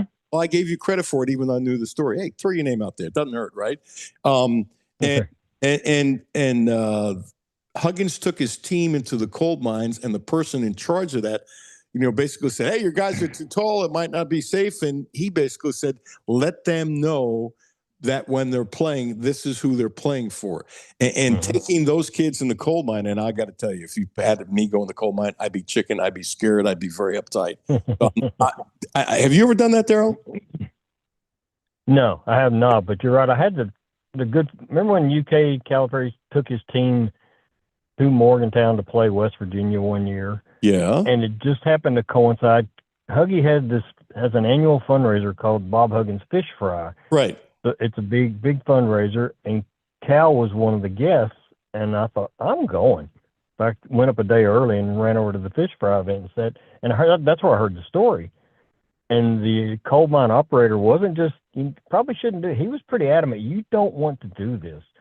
Your players are 6'8", and it's not 6'8" down there. It's going to be very, very tight on these guys. And he was adamant. You're right. He was adamant. They need to know who they play for. And that just stuck with me all those years. I was like, that was impressive. And it's sad. Right. I'm sorry for stepping on you, Daryl. No, you're right. Kind enough to join us. I hear he's not doing well, and he was honored. Right. I thought it was wonderful at Akron, and he had trouble standing up. Mm-hmm. So he's trying to fight his way back. Everybody knows his issues and working to move beyond that. And I hope he does, because it's sad. Mm-hmm. Me too. Coaching, and it's sad how it ended for him in West Virginia. And I'll say this, It's sad, and if I sound like a jerk, Tell me if you disagree with me. They should have forced him, and I mean forced him, by the way, and they could pay for it. Okay, they could really pay for it. He was making $3 million a year, whatever. He could pay for it. That is pretty simple. You have a driver all the time, just all the time. You're right. I mean, all the time. And if he says no, then you have to have a private conversation, and you keep it all private. Not that you and I should find out. And the way it ended, for those that knew him, I mean, I wasn't surprised, and I'm not being disrespectful. I'm not. And it was sad because I still think he had something to give the basketball, and as mean and as tough as he helped develop men. And it's amazing because I did a lot of radios, in Cincinnati, how those UC guys, and he was past mean to those guys, and they loved him. And they loved him. You're right. To this day, he's on a level of Pitino mean, and I'm not calling Pitino, but you know what I'm saying. Jonathan Davis just told stories. Absolutely. And you know this, the young guys when he got here hated Pitino. Now most of those guys love him. They love him, but not at the time. And so, as Jonathan Davis said earlier, that Pitino has admitted that he couldn't coach today like he did back then. And Jonathan Davis said that the 96 team was soft in comparison to what he went through, and Reggie Hansen put on Facebook, the 96 team, Pitino was soft to him compared to today. And Pitino says he's soft to his kids today versus then. Yeah, you're right. Yeah, the coaches we grew up with, no way. It would be interesting to see how long a Bob Knight would last in this environment where he's having to pay, or his school's having to pay the players to be there. And we just saw it with Jerome Tang. He went off on his team, and I didn't have a huge problem with what he said. You don't play, you're embarrassed at the school, and wow, a day later they're firing him. That's the reason. I was shocked. If that holds up and they don't have to pay the buyout, look out. Coaches are not gonna be able to say boo about their players. Kenny Brooks was funny yesterday about that. The Ole Miss coach, I can't think of her name. It's a wonderful win by Kentucky because Ole Miss was ranked 14th, Kentucky 18th, and Kentucky's moved up. I'll get second. But she said that she doesn't like the SEC tournament because the teams are beating each other up, which, by the way, is very true. And Brooks didn't disagree, but with a smile, he said, "I think it's in my contract that I love the SEC tournament," which you got to laugh from the media. And what he said, he said it without saying it, that he agreed with her. He was careful with a nice smile. And he also said it's really a tournament for the fans. But, you got to win 4 games in 4 days, as everyone knows, or maybe 5 in 5. You can't take 2 days off and recover 100%. You just can't. The bodies aren't made for that. And the SEC in women's basketball is better than the SEC in men's basketball, which I'm sure you agree with. And there's a lot of women's teams that could go deep in the tournament, and it wouldn't surprise me if 1 or 2 don't make it because they're so sore when they have to play on Thursday or Friday. You're right. That's the way half of me says you're absolutely right. The other half of me says they've been playing 3 games in 3 days at the SEC tournament forever, and they seem to do just fine. The really good teams do just fine in March and go win the championship anyway. Whether that's changed, I mean, you never used to hear of, what do NBA players call it nowadays, where they suddenly need to rest? Load management. An eighth of the season. Give me a break. Well, okay, I'm going to get you to agree. Daryl, I got you. And I'm going to tell you before I do this, I got you. And you're going to tell me if you believe I'm wrong. Oh, Daryl, I've never had an opportunity with you all the years I've known you as this. Okay. You love Kentucky high school basketball. Everybody knows that, okay? Mm-hmm. How many times have you felt bad for a team in the Sweet 16 start a day earlier and they ran out of gas because they had to play on Thursday, Friday, and twice on Saturday, whereas another team played on Wednesday and then Friday. It's a tremendous disadvantage. And we both have seen teams that might have won if they had their legs. And how many times have you seen I've seen it too, where kids they're fighting through cramping and stuff. And I got the KHSA, didn't want to move it to Sundays because it meant more money in hotels for a lot of folks that don't have the money. And by the way, I've always respected that. I'm not ripping the KHSA for that. I just don't like what they do and how they do it. And I'm not saying I have a better answer. It'd be one thing if I said you should do this and this is stupid.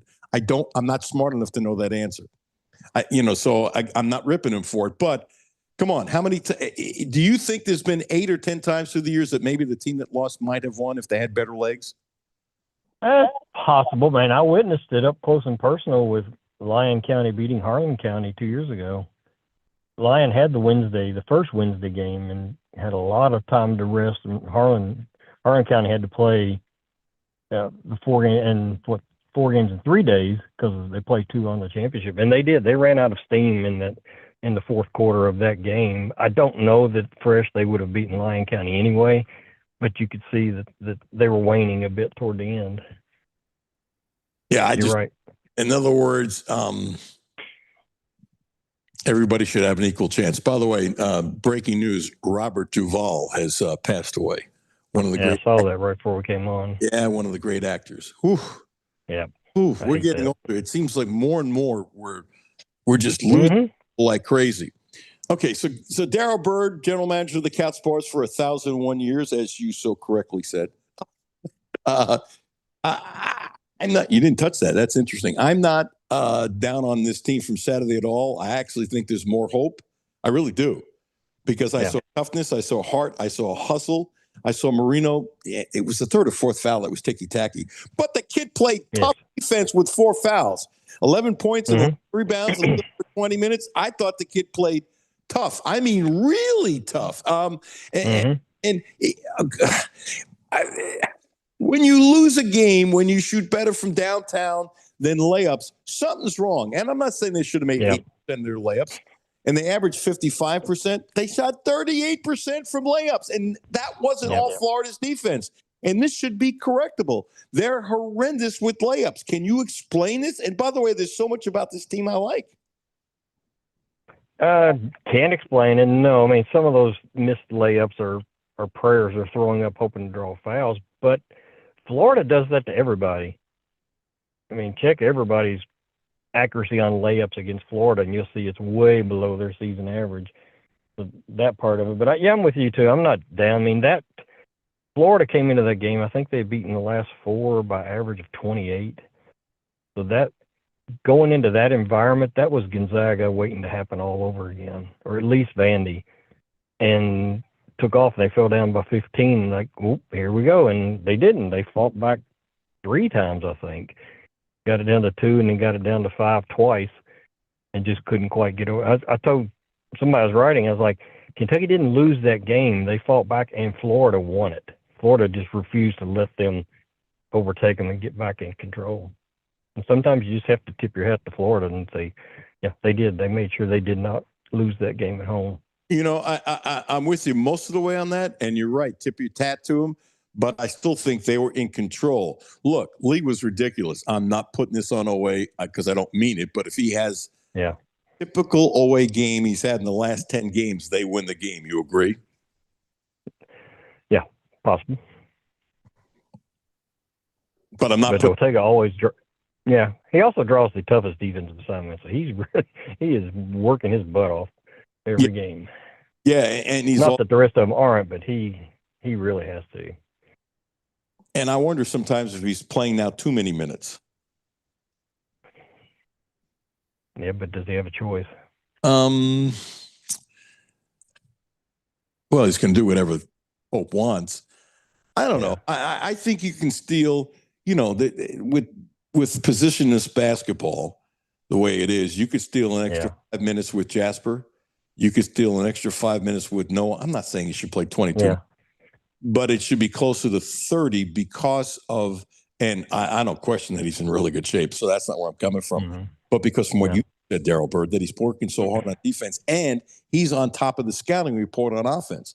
I mean, he has as much going on him on both sides of the court as anybody in the conference, and one of the top in the country when it comes to people paying attention to him. And you're the best defensive player. You could fix that with Ortega, Mark simply subbing somebody in for Ortega about a minute before the next media timeout. Oh, I think that would help. Yeah. And then bring him back a minute after the next media timeout. And that's just do that at least twice a game, if not more. When just grab him out early and let him get an extra minute. It would make a big difference. Is there a hotter? I was looking at. That's kind of what I wrote about this week. Is this 11-game stretch starting with Vandy is like that's make or break. My goodness, and they end the year with Vandy, Texas A&M, and Florida. And that could easily be the quarterfinals, semifinals, and finals of the SEC tournament a week later. That's the kind of gauntlet they have to run just to end the year, just to start postseason. It's you need to win, but you need your guys as rested as possible heading into postseason. It's going to be interesting to see how they navigate this final stretch.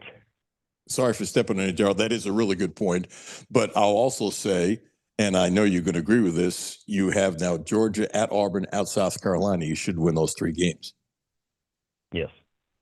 So Auburn is it's my favorite road trip, and it's not easy.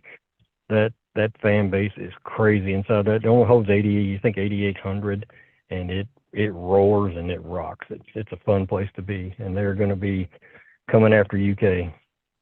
As they should. Yeah, I mean, let's put it this way. They've lost some tough games, and I've watched Auburn probably 4 or 5 times. What I like is they're hard for Pearl. They're playing hard. Yeah. They're playing really hard. For the most part. Yeah. Unless you're Keyshawn Hall and you get benched for not playing hard. Yeah, but I'm not ripping Pearl for that because that's him. Yeah. In other words, Patino would have probably sent him to the locker room once or twice, but the other guys are playing really hard. And for a guy that's right. coach, he doesn't act like a rookie coach at all. I guess is where I was. No, he doesn't. Yeah, you're right. He doesn't. I think it's possible that there's a shot that Cam Williams might play before the end of the year. Could be. Well, I think there's a little information. I think they think it's possible. I'm not saying he's going to play, but I asked Jonathan Davis, could I speculate? He knows the dad. Yeah. And he didn't want to say, but I asked him on the air, can I speculate? You do whatever you want, but I'm not. And he didn't say that. He didn't say it. Yeah. I'm saying it. And I'm funny about bringing guys back quickly. And they'll be cautious with broken foot. But if he can come back, just give you 10 good minutes. 10 good minutes. That would help tremendously. You might be able to rest Owe a little bit more, no? Yeah, it's true. I remember when he went down, it was not a proclamation he's done for the year. We'll never see him. They were cautious about how they labeled that when he went out with the surgery. They didn't say he there's a good chance he'll be back. They didn't say anything like that, but they didn't put the nail in the coffin either. 95. But yeah, they could use the extra minutes. That's for sure. Hey, Daryl, 95%, as you know, from the free throw line and 35% from downtown. And I think a lot of the misses, no excuses, he wasn't comfortable yet. If he's here, and I'm guessing he will be, we'll see. I see him shooting closer to 40% from downtown. Wouldn't surprise me at all. No, wouldn't me either. No, he was finding his groove right before he went down, which I felt bad for him. I did too. And I think he struggled, as everybody knows, early on. But if you take a look at it, Chandler at 43%, if he comes back, and Williams, if he comes back, could be 40%. And Jasper, if he comes back, I think will shoot better. And he's at 38% from downtown. All of a sudden, if these 3 guys in particular come back, this could be a hell of a 3-point shooting team. I don't know what the odds of all 3 coming back are. And that's certainly not 100% in today's world. It is possible, but there going to have to be some maneuvering going on. But this could be a big-time shooting 3-point team next year. Yeah, and that's the thing that has aggravated me most about this entire season is that, and I understand why he did it, but Mark Pope was hired because of his high-octane 35 threes a game, 100 points a night on the scoreboard offense, which we saw to a fair degree the first year. And it appears, pure speculation on my part, he decided he had to have a better defensive team to get beyond the Sweet 16 in the future, and it's suffered. I mean, watching this game, Florida, they're hitting 46, almost 47% from three-point range, and they're taking 12. I'm like, what are you doing? Of course, I'm of the mindset when it gets to the final 6-7 minutes, if I'm down 15 or 16, I might as well lose by 30. I'm going down slinging and just start jacking threes every trip down, and within a heartbeat, you're right back in it. And if you miss, so what? You're going to lose anyway. Well, you're saying the same thing that Tucker said a couple minutes ago, that it was an overreaction putting this 22 million plus together. I agree with that too. I also agree with the fact that he said last year, that they needed to be much better defensively. I mean, so he kind of let us know that. I also think with the 22.5 million, he got turned down by a ton of the great freshmen because they went after him and they turned down. And so the money got spread out instead of maybe two other players not being here, or three if they would have gotten quote unquote a heavy hitter. You agree? Yeah, probably true. All right. What else is on your mind? I got 30 seconds that we haven't talked about. You want to grace us with knowledge, Darryl Bird? Wow, break you with knowledge? None, only what I talked about earlier, just this end of the season. That's kind of what I wrote this week. Is this going to make UK, is it going to toughen them as tough as they can be for postseason, or is it going to break them? If you drop 3 in a row, potentially Vandy, A&M, and Florida, what are they going to be like heading into the postseason? When everybody will say, well, everybody's 0-0, here we go. Oh, there's no question. Quite a stretch. It's quite a stretch. And they could lose all 3. They could win all 3. They could play well. Right. But not to be, I'm glad you pointed it out, Darryl, because not to be cognizant that it's possible. Either spectrum would be naive. So I've never thought you were naive. You're too old to be naive. But if they lose what Kim Palm says they should lose, I think, what are they looking at, 19-12 to end the year? Ouch. Yeah, but sometimes Kim Palm is great, but sometimes he's wrong. I know. It's purely statistics, and UK will have they can say what they want to say about it on the court. It's just going to be a really tough, exhausting last 3 to then head into 3 or 4 games in 4 days in Nashville. Give yourself a great plug so everybody can read you. You do a heck of a job, dude, for a long Well, time. thank you. Appreciate it. It's great to have Kyle Tucker on the team, too. The 247 network, that's catspaws.com, is part of that network, and Kyle's back as the national coordinator for college basketball. So I was thrilled to see that. He said he got pulled back into it. So yes, sounds like they went after him, which was smart. Yeah, I agree. All right, give yourself a great plug. I'm glad you said that about Kyle. His long stories are wonderful. Yeah, we are here at catspaws.com, right where we've been since the internet came around, and you can subscribe to the magazine too at shop@catspaws.com. Magazines and yearbooks. Hey, I know you're on deadline getting your stuff done, so I appreciate it on me, and I appreciate your knowledge sharing with me, and I have a ton of respect for you. I appreciate that. You take care. You too, man. Thanks. Darryl Bird. Bye. Pause. Coming up tomorrow, Travis Ford.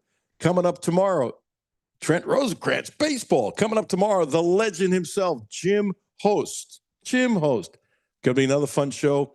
Thank you so much to Jonathan Davis, Kyle Tucker, and Darryl Bird. Have yourself a great day. Brad Taylor coming up next. Matthew and Jimmy at 10. I'll be back at noon.